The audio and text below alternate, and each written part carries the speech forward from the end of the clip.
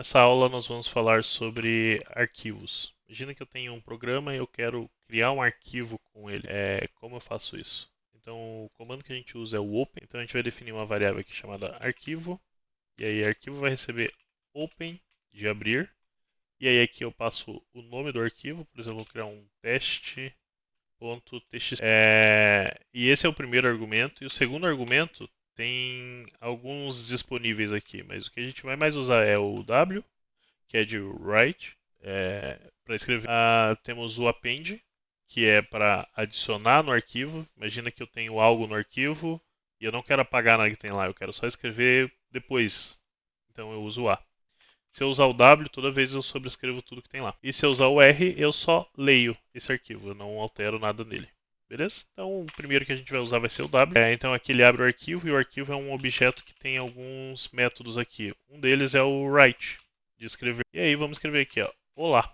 Beleza. Lembrando, antes de rodar, se eu clicar por aqui, ele vai criar esse arquivo aqui lá na pasta principal aqui, ó, se eu estiver dentro de pastas. Se eu estiver na root não tem problema. Mas se eu quiser que ele crie aqui dentro, eu tenho que navegar aqui dentro do terminal por causa disso aqui. Ou colocar aqui o diretório, por exemplo, ponto barra aula barra arquivos barra teste.txt, beleza? Se eu rodar assim, ele vai criar o arquivo aqui, ó, teste.txt com o olá. Então se eu alterar o texto aqui, olá, meu nome é Igor.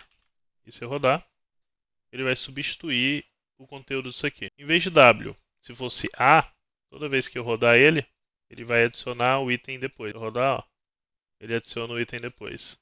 Ah, mas eu quero quebrar a linha, então eu coloco o nosso querido barra N. E aí quando eu rodo, opa, ele quebra a linha. Então se eu rodar várias vezes, vou rodar uma, duas, três. Aí ele quebra a linha adicionando. E se eu quiser colocar, substituir o arquivo, é o W, por favor. O arquivo aberto aqui do lado. Então o W sobrescreve, o A adiciona, beleza? E o R ele lê, ele dá um erro aqui, ó.